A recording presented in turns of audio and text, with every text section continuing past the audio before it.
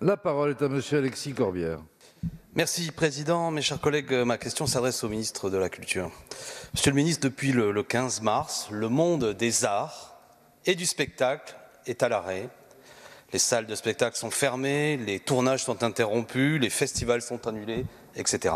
En conséquence, en raison notamment de la manière parfois complexe dont fonctionne cette profession, ce sont près de 1,5 million de nos concitoyens, indispensables à notre vie démocratique, mais aussi essentiels à notre vie économique, car je rappelle que la culture représente une part de notre PIB 7 fois plus importante que l'industrie automobile.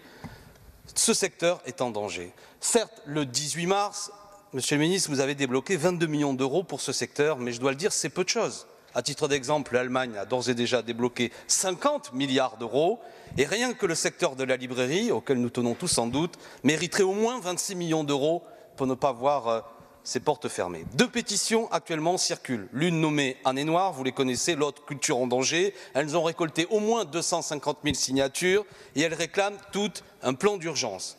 Une coordination des intermittents, animée notamment par Samuel Churin, vous demande une année blanche, c'est-à-dire, pour être précis, la prolongation des droits de tous les artistes et techniciens intermittents d'une année de leur indemnisation par l'UNEDIC sur la base de l'année 2019. Êtes-vous d'accord avec cette revendication que nous soutenons et qui nous semble essentielle?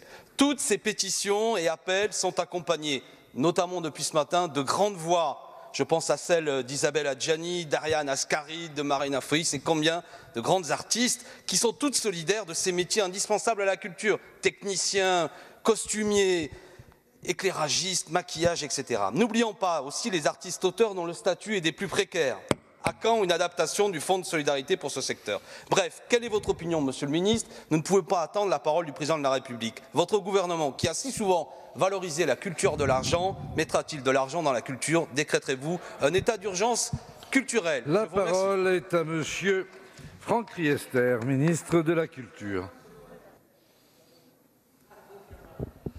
Merci Monsieur le Président, Mesdames et Messieurs les députés, Monsieur le député Corbière. Tout à l'heure, je vais avoir l'occasion, je crois savoir, de répondre à une question sur les fausses informations. Vous en avez relayé une très grosse tout à l'heure concernant le plan de 50 milliards d'euros de l'Allemagne pour la culture. C'est évidemment une infox puisque ce plan de 50 milliards visait la totalité de l'économie allemande et pas simplement la culture. Pour autant, vous avez raison, le secteur de la culture est parfaitement et terriblement touché par cette crise et nous devons être à la hauteur de ce qu'apportent les acteurs de la culture à notre pays, à nos compatriotes. On le voit pendant le confinement et nous le verrons bien évidemment en sortie de crise.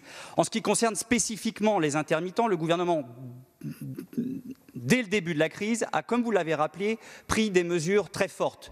L'accès au chômage partiel pour les entreprises qui emploient des intermittents, le fait de prolonger la période de calcul des heures qui permet de bénéficier du régime de l'intermittence pour sanctuariser cette période et pour que personne qui aurait pu acquérir des droits pendant la période puisse être pénalisé.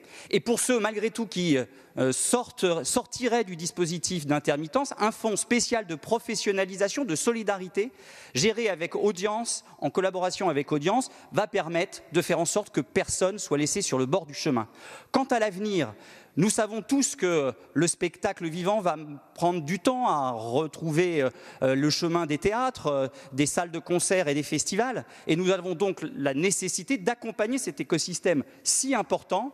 Et nous travaillons avec Muriel Pénicaud, avec mes collègues du ministère de l'économie et des finances, sous l'autorité du Premier ministre, pour faire en sorte que nous puissions avoir un dispositif d'accompagnement le plus efficace possible pour permettre de faire en sorte d'accompagner les artistes et les techniciens qui bénéficient de ce régime de l'intermittence. Ils sont l'âme de notre culture et si essentiels à tous les spectacles vivants, l'audiovisuel et le cinéma. Vous pouvez compter sur nous pour trouver les réponses à leurs problèmes. Merci, Monsieur le ministre.